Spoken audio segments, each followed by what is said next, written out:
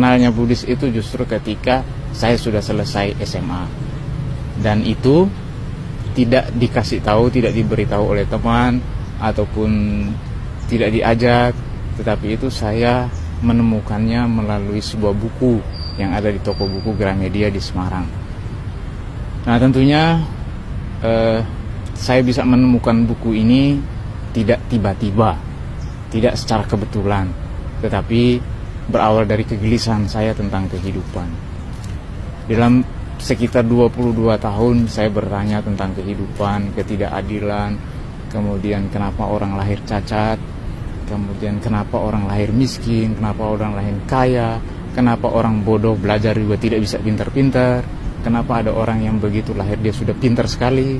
Nah, ada ketidakadilan seperti ini. Kemudian termasuk kenapa ada anak yang ditinggal ibunya meninggal justru di saat dia masih membutuhkan kasih sayang seorang ibu. Nah, pertanyaan-pertanyaan ini kemudian bermuara pada pencarian saya. Akhirnya saya menemukan sebuah buku Meditasi Bodhinyana yang merupakan isi kumpulan ceramah dari Ajahn Chah. Nah, dari situlah awal saya bersentuhan tentang Buddhisme atau ajaran Buddha. Alasan kenapa kemudian saya memutuskan menjadi seorang Buddhis pada waktu itu, yaitu karena saya mulai merasa puas ketika pertanyaan kenapa ada orang yang begitu lahir itu sudah cacat. Cacat bukan saja fisik tapi mentalnya juga cacat. Nah, kenapa ada orang yang begitu lahir dalam keluarga miskin, dia sampai meninggal pun dia tidak bisa kaya-kaya, padahal dia sudah kerja keras, dia tidak tergolong orang pemalas. Kenapa ada orang yang lahir pintar begitu, kemudian kenapa yang lahir langsung dalam keluarga kaya, rezekinya pun lancar. Ada perbedaan-perbedaan ini, kemudian ini saya temukan ketika saya memahami hukum karma. Artinya apa? Semua hal yang kita peroleh itu tergantung perbuatan kita. Nah, orang-orang seperti itu lahir itu karena di kehidupan sebelumnya perbuatan-perbuatan mereka yang menyebabkan mereka menjadi cacat, mereka menjadi miskin, mereka menjadi kaya.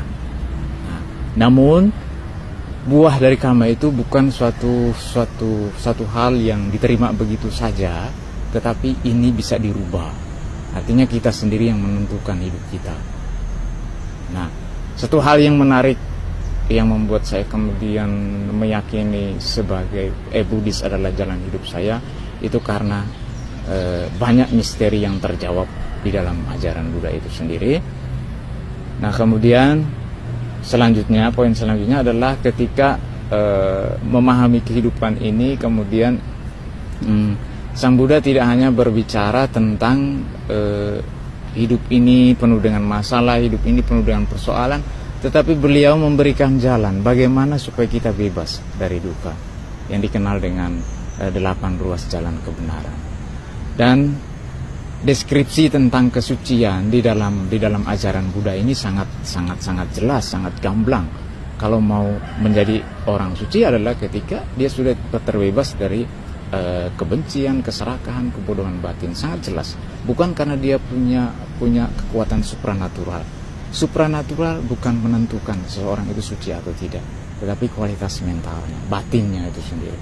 Ya, setelah saya menjadi seorang Buddhis, saya menyadari bahwa praktek dhamma saya tidak berkembang.